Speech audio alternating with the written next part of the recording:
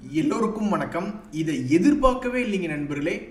இன்னைக்கு மார்க்கெட் நெகட்டிவ்ல இருந்து அதுலயும் குறிப்பா இன்னைக்கு வெள்ளிக்கிழமை நாள் அப்படியே திரும்பி 30 பாயிண்ட் ஏறும் என்பது ஒரு எதிர்பார்க்காத செயல். இருந்தாலும் இன்னைக்கு ரொம்ப நல்லா இருக்கு.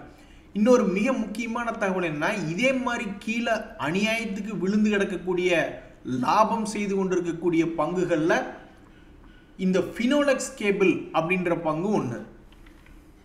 சரிவுனா சரிவு, கடும் சரிவு. ஸோ இந்த ஃபினோலெக்ஸ் கேபிள்ஸ் அப்படின்றது இந்த எலக்ட்ரிக் கேபிள்ஸ் போன்ற செக்டரில் இருக்கக்கூடிய பங்கு. ஆனால் இந்த எந்த ஒரு செக்டர்லையுமே நிறைய பேர் என்ன பண்ணுவாங்கன்னா, அந்த செக்டரில் யார் டாப் லீடரோ அவங்க மேலே தான் நிறைய பேர் என்பது பணம் போட்டு வச்சுருப்பாங்க. நம்ம போடுறோமோ இல்லையோ, மிகப்பெரிய ப்ரொஃபஷனல் ட்ரேடர்ஸ், மியூச்சுவல் ஃபண்ட்ஸ் முதல் கொண்டு அந்த செக்டர்னுடைய லீடரில் தான் பணம் போட்டு வச்சுக்கிட்டு இருப்பாங்க. ஸோ பாலிகேப் தான் அந்த செக்டரில் ஒரு லீடராக இருக்காங்க. அவங்க ஒரு குவார்ட்டருக்கு 700 கோடியெல்லாம் லாபம் ரிப்போர்ட் பண்ணியிருக்காங்க, 693 கோடி. கேஏ இண்டஸ்ட்ரீஸ் அப்படின்றவங்க அந்த கேபிள் அப்படின்ற செக்டரில் இருக்காங்க. அவங்க 204 கோடி என்பது லாபம் ரிப்போர்ட் பண்ணுறாங்க. இவங்களுடைய வளர்ச்சி வந்து டபுள் கிடையாது. 2022 சமயத்துலேருந்து இப்போ எடுத்து பார்க்கும்போது டபுள் ஆகிட்டாங்க அப்படின்னு சொல்ல முடியாது. பட் 70% பக்கம் இம்ப்ரூவ்மெண்ட் காமிச்சிருக்காங்க. ஆனால் இந்த பாலிகேப் இந்த செக்டரில் லீடராக இருக்கிறவன் அப்படியே தன்னுடைய லாபத்தை கடந்த 3 வருஷத்தில் டபுள் பண்ணியிருக்கான். இப்போ போய் நம்ம இந்த ஃபினோலெக்ஸ் கேபிள்ஸை பார்க்கும் பொழுது இதே மாதிரி 200 கோடி பக்கம் லாபம் பண்ணியிருக்கானா அப்படின்னு நம்ம போய் பார்க்கும் பொழுது கிட்டத்தட்ட 200 கோடிக்கு பக்கத்தில் இந்த குவார்ட்டரில் ரிசல்ட் சொல்லியிருக்காங்க. செப்டம்பர் குவார்ட்டரில் 187 கோடி அப்படின்ற மாதிரி ரிப்போர்ட் பண்ணியிருக்காங்க. பட் இதில் சேல்ஸ் என்பது இம்ப்ரூவே ஆகலை பெருசாக. 3 வருஷத்துக்கு முன்னாடி என்ன சேல்ஸ் பண்ணியிருக்காங்களோ அதே ரேஞ்சில் தான், ஒரு 30%க்குள்ள மட்டும் இம்ப்ரூவ்மெண்ட் அப்படின்றது ஆயிருக்கு. இதனால தான் என்ன ஆயிருக்குன்னா, இது ஒரு லாபம் செய்யக்கூடிய கம்பெனியாக இருந்தாலும் இதுதான் ஒரு முக்கிய காரணமாக, வளர்ச்சி இல்லை அப்படின்ற ஒரு காரணத்தினால. நல்லா இதுக்கு முன்னாடி 200 ரூபாயிலிருந்து 1600 ரூபா போன ஃபினோலெக்ஸ் கேபிள்ஸ் இப்போ இறங்கிட்டு ஏற முடியாமல் தவிச்சுக்கிட்டு இருக்கான். அதே சமயம் மார்க்கெட் லீடராக இருப்பாங்க நீங்கள் எப்படி இருப்பாங்க நீங்கள் நினைக்கிறீங்க? கரெக்டு தான், மேல் நோக்கி தான் இருக்கிறான். ஸோ இந்த பாலிகேப் என்ற பங்கு 5000லிருந்து 50% ஏறி 7500 வந்துடுச்சு. இந்த கேஏ இண்டஸ்ட்ரீஸ் அப்படின்றது 2ஆம் இடத்துல இந்த செக்டரில் லீடராக இருக்கக்கூடிய பங்கு 2500லிருந்து 4000, அவனும் ஒரு 50% பக்கம் ஏறிட்டான். ஆனால் இந்த ஃபினோலெக்ஸ் கேபிள்ஸில் மட்டும் இன்னும் அந்த விஷயம் நடக்க மாட்டேங்குது. இவன் வந்து செக்டர் லீடரா அப்படின்னா கிடையாது. ஒரு 3ஆம் 4ஆம் இடத்துல இருக்கக்கூடிய இந்த ஃபினோலெக்ஸ் கேபிள்ஸ்க்கு எப்போ அந்த சந்தோஷம் கிடைக்கும் அப்படின்றது தெரியல. ஸோ லீடர்களோட கம்பேர் பண்ணல அவங்கெல்லாம் நல்லா சந்தோஷமாக கீழிருந்து 50%க்கு மேலே ஏறி வந்துட்டாங்க. ஆனாலும் இந்த ஃபினோலெக்ஸ் கேபிள்ஸ் அப்படின்றதுல ஒரு மகிழ்ச்சி என்பது வரல. இவன் வாழ்க்கையில் என்னைக்கு மகிழ்ச்சி வரும், இந்த ரேஞ்சிலிருந்து மகிழ்ச்சி வருமா, அல்லது இன்னுமே கீழே இறங்கி 200 ரூபாய்க்கு போயிட்டு அங்கிருந்து இது மகிழ்ச்சி வருமா, இல்லை என்னதான் பண்ண போகுது அப்படின்றது யாருக்கும் தெரியல. பட் தற்போதைய நிலைமையில் இந்த ஃபினோலெக்ஸ் கேபிளினுடைய குவார்ட்டர்லி ரிசல்ட் என்பது போன குவார்ட்டரை விடவும் அதிகமாக ரிசல்ட் என்பது பண்ணியிருக்கு. இப்போ வரைக்கும் அதுக்கு ஷேர் மார்க்கெட்டில் ஒரு மரியாதை என்பது கிடைக்கல. இனி அடுத்தடுத்த நாட்களில் இது என்ன ஆகுது அப்படின்றது பொறுத்து இருந்து தான் பார்க்கணும். நாளைக்கு சனிக்கிழமை, தலையில் எண்ணெய் தேய்ச்சி விட்டு நம்மளுக்கு யாராவது ஆயில் மசாஜ் பண்ணி நம்மளை குளிக்க வச்சு விட்டாங்கன்னா நல்லா தான் இருக்கும் அப்படின்ற மாதிரி சில இன்பமான தகவல்கள் இப்போதைக்கு இருக்குங்க நண்பர்களே. இந்த பாரத் எலக்ட்ரானிக்ஸ் அப்படின்ற பங்கு உங்களுக்கு தெரியாதுல்ல, அவன் சம்பாரிச்சு கொடுத்துக்கிட்டே இருக்கான். இன்றைய தேதி வரைக்குமே சமீபத்தில் கீழே இறங்கினா முதல்லையாவது கொஞ்சம் 200 days மூவிங் ஆவரேஜை டெஸ்ட் பண்ணிட்டு திரும்பி வந்தான்.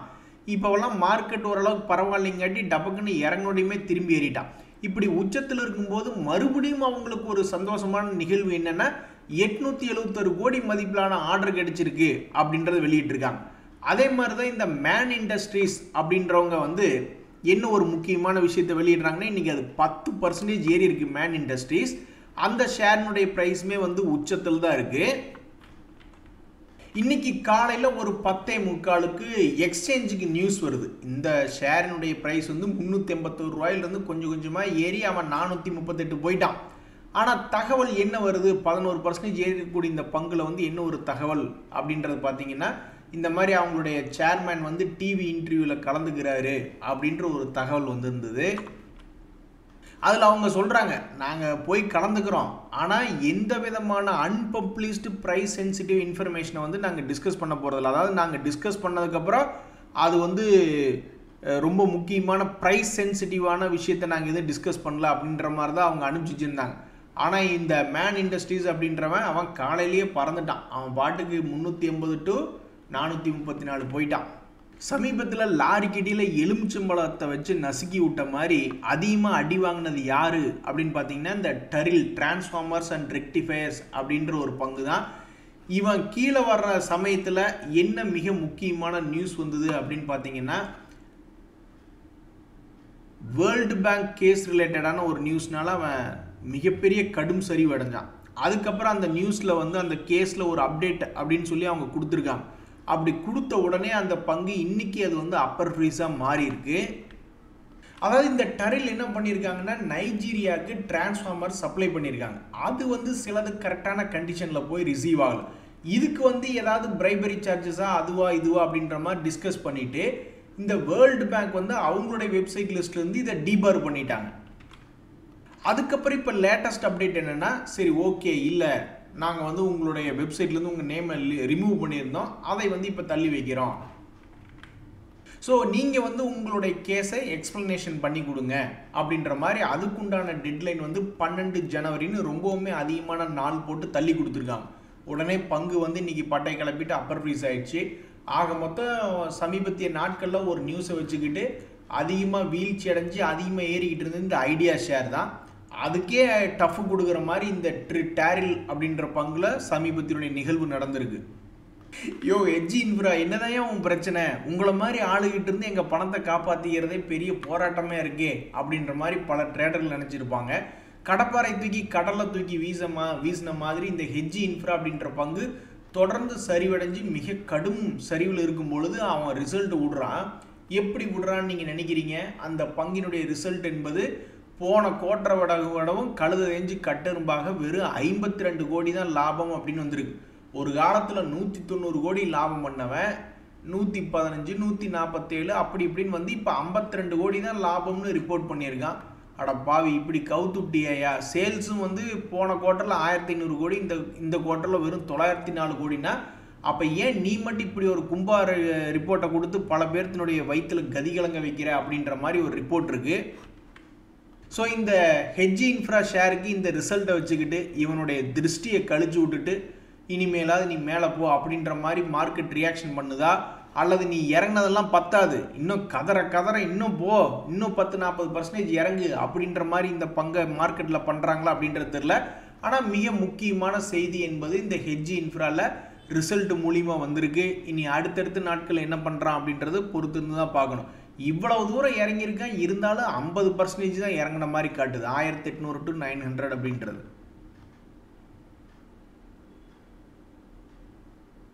நண்பர்களே, யாருக்கும் ஒன்றும் தெரியாது. கரெக்டாக சில முக்கியமான பங்குகள் அந்த 200 days மூவிங் ஆவரேஜ் கிட்ட வந்துட்டான்னா இனி அது என்ன ஆக போகுது, மேலே ஏறி சந்தோஷமா அல்லது கீழே இறங்கி துக்கமான்னு யாருக்கும் தெரியாது. அப்படிதான் இந்த டைம் டெக்னோபிளாஸ்ட் அப்படின்றது பல முறை இது சந்தோஷமா துக்கமானு தெரியாமல் எல்லாத்தையும் குழப்பி விட்ட பங்குகளில் இவன் நம்பர் 1 இருக்கான். ஏறுறான்னு 200 days மூவிங் ஆவரேஜ் கிட்டேயே கண்ணா பின்னான்னு பல்வேறு தொந்தரவுகளை பண்ணி விட்டவன் தான் இந்த டைம் டெக்னோபிளாஸ்ட். அதுக்கப்புறம் ஏதோ ஒரு முடிவுக்கு வந்தவனாக ஜூன் மாதத்தில் 180 ரூபாய் தாண்டினவன் அதுக்கப்புறம் நான் ஸ்டாப்பாக நிற்காம ஒழுக்கமாக 250 ரூபா வரைக்கும் போயிருக்கான். அப்புறம் மறுபடியும் அவனுக்கு மண்டைக்குள்ளே ஏதோ ஒரு விஷயம் நடக்க ஆரம்பிச்சிருச்சு. அதுக்கப்புறம் பார்த்தீங்கன்னா அந்த 200 days மூவிங் ஆவரேஜ் கிட்ட வர்றது ஏறுறது, அப்புறம் வர்றது ஏறுறது, அப்புறம் வர்றது ஏறுறது, அப்புறம் வர்றது ஏறுறது, இப்போ கீழே கிடக்குது. இனி அடுத்தடுத்த நாட்கள் என்ன பண்ணுவான்னு தெரியல. ஸோ என்ன ஆகுது அப்படின்றது யாருக்கும் தெரியாது. இருக்கிற பொசிஷன்லேருந்து மேலே வந்தால் பரவாயில்ல லாபம், இருக்கிற பொசிஷன்லேருந்து கீழே போச்சுன்னா அதை எப்படி மேனேஜ் பண்ணி வெளியே வர்றது, இதை மட்டும் நம்ம இந்த வித்தையை கற்றுக்கிட்டோம்னா எங்கே வேணாலும் போய் பொழைச்சிக்கலாம் நண்பர்களே. அதே மாதிரி இன்னைக்கு நிஃப்டி 50 இண்டெக்ஸில் இந்த டாடா மோட்டர்னுடைய கமர்ஷியல் வெஹிக்கிள் அப்படின்றதுல இன்னைக்கு அதிகமான ட்ரேட் வேல்யூ என்பது நடந்திருக்கு. ஸோ அடுத்தடுத்த நாட்கள் இது ஏதாவது அதிரடி காட்டுமா? கூடையே இருக்கிற செவ்வாழை அப்படின்னு அந்த க்ரோ ஆப் அதனுடைய ஐபிஎல் லிஸ்ட் ஆகி அவன்லாம் மகிழ்ச்சிகரமாக இருக்கான். ஆனால் இந்த டாடா மோட்டர் கமர்ஷியல் வெஹிக்கிளில் உள்ளே போனவங்கனால இன்னும் வெளியே வர முடியல லிஸ்டிங் டேட்லேருந்து. அதே மாதிரி இந்த அதானி என்டர்பிரைசஸும் சமீபத்தில் ரைட்ஸ் இஷ்யூ அப்படின்ற நியூஸ் வந்ததுலேருந்து அவன் ஓவராக ஆடிக்கிட்டு இருக்கான். சமீபத்தில் கூட 2300 to 2500 10% ஏறி ட்ரேட் ஆகிட்டு இருக்கு. இதுவுமே கரெக்டாக 200 days மூவிங் ஆவரேஜ் கிட்ட இருக்கும்போது அதுலேயும் அதிகமான ட்ரேட் வேல்யூ என்பது நடந்திருக்கு. இனி இந்த பங்கு அடுத்தது என்ன செய்யும்? உங்கள் வாழ்க்கையில் கடைசியாக எப்பன்னே திருப்பம் வந்தது அப்படின்னு கேட்டால் அது நான் காலேஜ் படிக்கும்போது வந்தது தம்பி, அதுக்கப்புறம் திருப்பம் இல்லை, ஒன்றும் கிடையாது, ஒன்றுமே கிடையாது தம்பி அப்படின்ற மாதிரி இந்த ஐஎஃப்சிஐ அப்படின்ற ஒரு பங்கு அதில் வந்து கடைசியாக எப்போது ஒரு திருப்பம் வந்தது அப்படின்னு பார்த்தீங்கன்னா மே மாதத்தில் என்ன நினச்சான்னு தெரியல. அப்போ வந்து இந்த என்எஸ்சியினுடைய ஐபிஓ வருதுன்னு பேசிக்கிட்டாங்க. அப்போ அது இவங்களுடைய ஹோல்டிங் விற்பாங்களா அப்படின்ற மாதிரிலாம் ஏதோ பேசிக்கிட்டு இருந்தாங்கன்னு நினைக்கிறேன். அந்த நியூஸ் சமயத்தில் இவன் பாட்டுக்கு புதிய திருப்பமாக 40 ரூபாயிலிருந்து 70 ரூபா போயிட்டான் நண்பர்களே. நம்ப முடியுதா? 40 to 70ன்னு போயிட்டான் ஒரே மாதத்துக்குள்ள. அதுக்கப்புறம் அந்த ஒரு மாதத்தில் ஏறினதை சரி ஒரு 4-5 மாதம் கூடி இறக்கி விடுவோம் அப்படின்னு சொல்லி நல்லா ஐடியா பண்ணி எப்படி ஐடியா பண்ணியிருக்கானு பாருங்கள். ஒரு மாதத்தில் ஏறினதை 5 மாதம் கூடி இறக்கி விட்ருக்கான். இப்படி இறக்கிட்டு இருக்கக்கூடிய இந்த ஐஎஃப்சி அப்படின்ற பங்கில் இனி அடுத்தது எப்போது திருப்பம் வரும்? அது மட்டும் இல்லை, இன்னைக்கு நிஃப்டி நெக்ஸ்ட் 50 இண்டெக்ஸ்லேயும் ரொம்பவுமே அதிகமான ட்ரேட் வேல்யூ நடந்த பங்குகளில் இந்த மதர்சன் மற்றும் டிவிஎஸ் மோட்டர்லாம் இருக்குது. ஸோ இவங்க வாழ்க்கையிலையும் ஒரு திருப்பம் எப்படி வரும்? கரெக்டாக சென்டர் பாயிண்டில் இருக்கான். கீழே குமிஞ்சு பார்த்தாலும் பயமாக ஒரு 30-40 ரூபா கீழே தள்ளி போக வேண்டியதாக இருக்குது இந்த மதர்சன். அதே மாதிரி மேலே அண்ணாந்து பார்த்தாலும் மேலே ஒரு 40% ஏறி 140-150 வரைக்கும் போக வேண்டியது இருக்குது. எப்படி பார்த்தாலும் இவ்வளவு தூரம். அப்போ நீ என்னையா நீ பண்ணுன? அப்போ 140 ரூபாயிலிருந்து 70 ரூபா ஆல்மோஸ்ட் 50% நீ இறங்கியிருக்க. 50% இறங்கிட்டு மறுபடியும் 70 to 110ன்னு அதே 50% ஏற்றிருக்க. அப்போ இப்போ சென்டர் பாயிண்டில் உட்காந்துக்கிட்டு மறுபடியும் கீழே இறங்குறதா அல்லது மேலே போகிறதா நீ வேடிக்கை பார்த்துக்கிட்டு இருக்க. ஆனால் நீ என்ன 1 ரூபா 2 ரூபா இறங்கி ஏறிக்கிட்டு இருக்க. பர்சன்டேஜ் கணக்கில் 50% வால்டிலிட்டி காமிச்சிருக்கலையா? இன்னும் அவ்வளோ பெரிய ஆளாக இருக்க. அது மட்டும் இல்லாமல் இந்த டிவிஎஸ் மோட்டர் அப்படின்ற பங்கு அதுலேயுமே இன்னைக்கு அதிகமான ட்ரேட் வேல்யூ என்பது நடந்திருக்கு. அவன்லாம் நிம்மதியாக ஒரு குறிப்பிட்ட ட்ரெண்ட் லைனை தொட்டு அவன் பாட்டுக்கு ஜாலியாக போயிட்டு இருந்தவன் தான். இன்னைக்கு இது லேசாக இறங்கியிருக்கு. இதுக்கு முன்னாடியெல்லாம் வந்து இறங்கி ஏறி இருக்கு. ஒரு நிறைய பேர்த்துக்கு ஆப்பர்ச்சுனிட்டி கொடுத்து ஏறி இருக்கு. அப்போ அடுத்த முறை இந்த பங்கினுடைய மூவ்மெண்ட் எப்படி இருக்கும்?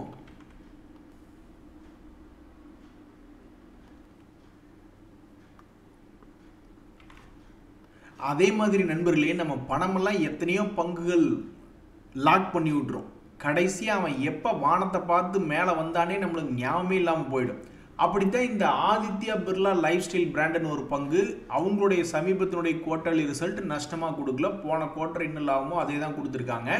ஆனால் அதனுடைய ஷேர் ப்ரைஸ் என்பது தற்போதைக்கு Aditya Birla life style brand வந்து ஒரு மிக முக்கியமான லோ லெவலில் இருக்குது. இந்த 2025 இவங்ககிட்ட இருக்கக்கூடிய ஒரே ஒரு பெருமை என்னென்னா இந்த லெவலை இன்னும் உடைக்கல அப்படின்ட்டு. அப்போ அடுத்து வரக்கூடிய நாட்களில் இந்த பங்கு என்ன செய்யும் அப்படின்னு பார்க்கறதுக்கு ரொம்ப சுவாரஸ்யமாக இருக்குது. அதே மாதிரி இன்னைக்கு மிட் கேப் இண்டெக்ஸில் பார்க்கும்போது முத்தூட் ஃபைனான்ஸில் இன்னைக்கு படம் காமிச்சிட்டான் எல்லாம் ரிசல்ட்டினுடைய இம்பேக்ட். அதே மாதிரி பாரத் டைனமிக்ஸ் அப்படின்ற பங்கை பொறுத்த வரைக்கும் அதில் என்ன நடந்திருக்கு அப்படின்னா அவனும் வந்து ரொம்ப நாட்களாக ஒரு குறிப்பிட்ட லெவலில் ஆடிக்கிட்டு இருக்கான். லோ லெவல் போனவன் மறுபடியும் திரும்பி ஒரு 10-15% ஏறி தன்னுடைய பழைய ஹை வந்திருக்கான். அப்போ ஏறினவன் கீழே இறங்கிடுவானா அல்லது மறுபடியும் தொடர்ந்து ஏறுவானா அப்படின்றது தெரியாமல் இப்போதைக்கு அது ஒரு குறிப்பிட்ட பாயிண்டில் ட்ரேட் ஆகிக்கிட்டு இருக்கு. நன்றி, வணக்கம்.